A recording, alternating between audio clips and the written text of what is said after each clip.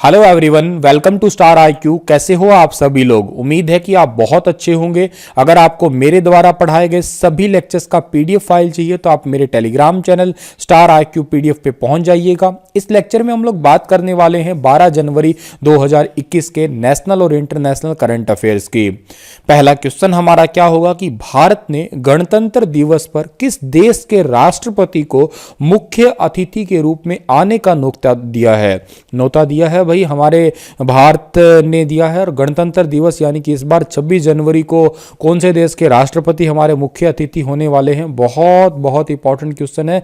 न्योता दे दिया है। इससे पहले यूके के प्रधानमंत्री को न्योता ऑलरेडी दिया हुआ है और अब सूरीनाम के जो राष्ट्रपति है इनको न्योता दिया है। सूरीनाम के राष्ट्रपति को आप लोग तो देख लीजिएगा फोटो में। अब सूरीनाम को देने का एक सीधा सा जो बड़ा रीजन है वो क्या है कि ऐसा माना जा रहा है कि सूरीनाम जो है ये बहुत हद तक इंडिया से जुड़ा हुआ है, इंडिया के कल्चर से जुड़ा हुआ है। दूसरी बात ये कि यहाँ पे बहुत सारे भारतीय भी रहते हैं।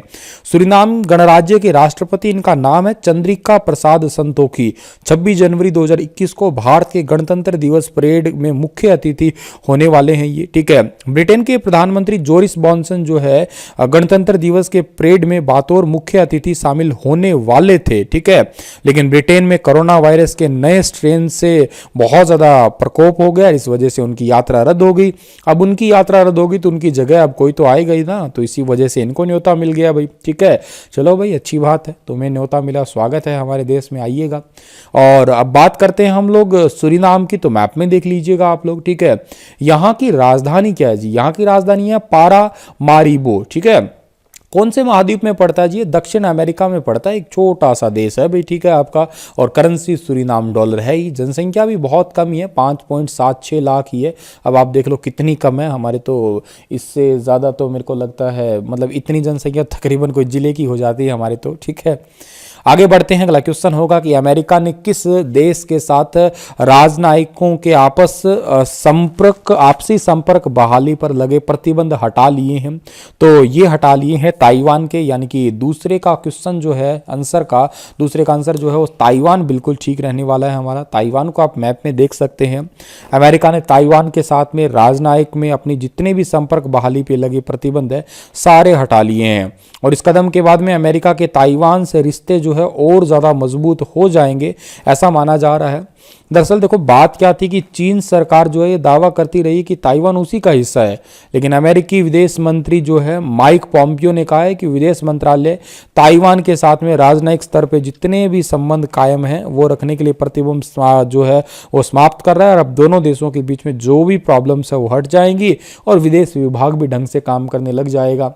ताइवान की बात करते हैं। ताइवान की कैपिटल ताइवे है और प्रेसिडेंट का नाम त्साई लिंग वेन है। करेंसी का नाम क्या है? न्यू डॉलर यहाँ की करेंसी है। विश्व हिंदी दिवस कब मनाते हैं भाई?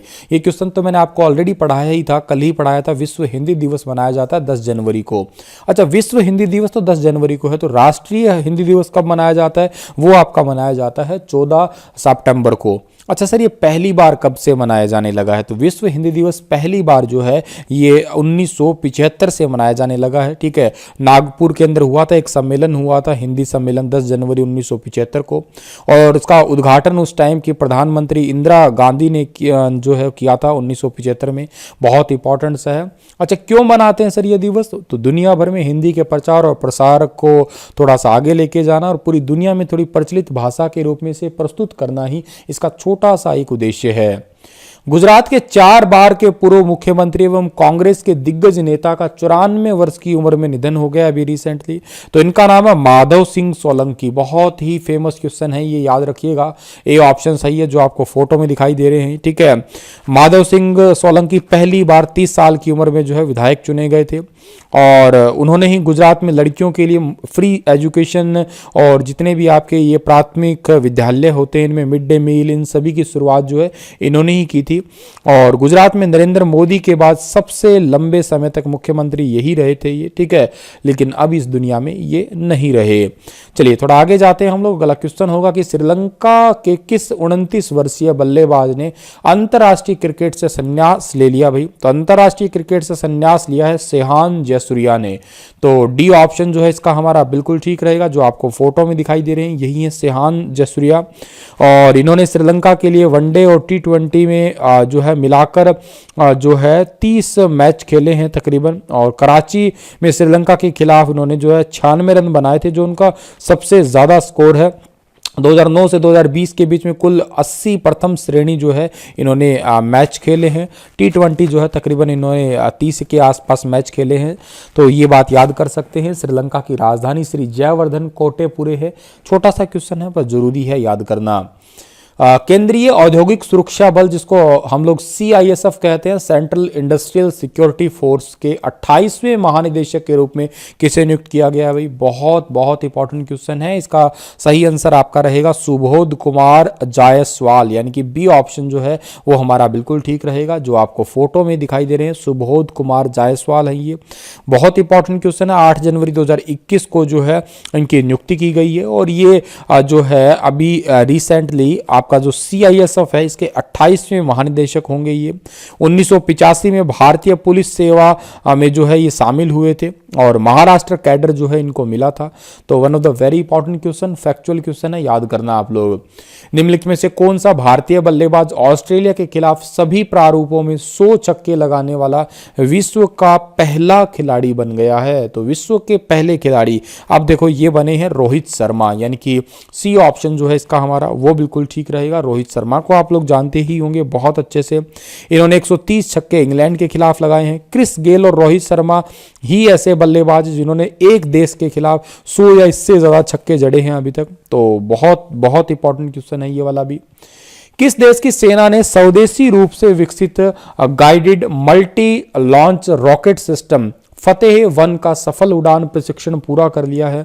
तो ये किया है भाई पाकिस्तान ने, यानी कि बी ऑप्शन सही रहेगा हमारा इस वाले क्वेश्चन का। पाकिस्तान ने जो सफलतापूर्वक स्वदेशी रूप से विकसित guided multi launch rocket system Fateh का जो है सफलतापूर्वक प्रशिक्षण किया है। ये फतेह-1 हथियार प्रणाली जो है दुश्मन के इलाके पारंपरिक आयुध ये ले जाने में बहुत सक्षम है ये, ठीक है, और 140 किलोमीटर की सीमा तक जो है ये लक्ष्य को मार कर सकती है फतेह-1 रॉकेट।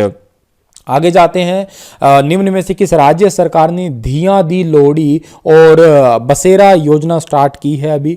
तो देखिएगा जाहिर सी बात है ये क्वेश्चन आपका रिलेटेड किससे है? पंजाब से ही है, नाम से ही पता लग रहा है। तो 9वें का जो है ए ऑप्शन जो है वो बिल्कुल ठीक रहेगा। और इस कार्यक्रम के माध्यम से जनवरी महीने में बालिकाओं को समर्पित किया जाएगा, और हाई स्कूल और कॉलेज की छात्राओं के लिए फ्री सैनिटरी पैड देने की घोषणा की जाएगी इस योजना के तहत। किस मंत्रालय ने PM कुसुम योजना के तहत पंजीकरण का दावा करने वाले फर्जी वेबसाइट के खिलाफ चेतावनी जारी की है? तो ये वेबसाइट जो है ये है नवीन और नवीनीकरण ऊर्जा मंत्रालय, ठीक है। 60% तक जो है अनुदान दिया जाता है प्रधानमंत्री किसान ऊर्जा सुरक्षा और उत्थान महाअभियान के तहत, या प्रधानमंत्री कुसुम योजना के तहत कृषि पंपों पर सौरीकरण, यानी कि जो आपके ये होते हैं आपके जैसे घर गाँव में ट्यूबवेल वगैरह लगाए जाते हैं उन पे 60% की सब्सिडी दी जाती है प्रधानमंत्री कुसुम योजना 2020 के तहत। इसी के साथ ये लेक्चर समाप्त होता है। कल फिर हाजिर होऊंगा लेटेस्ट अपडेट के साथ। तब तक आप हंसते रहना, मुस्कुराते रहना। Thank you so much.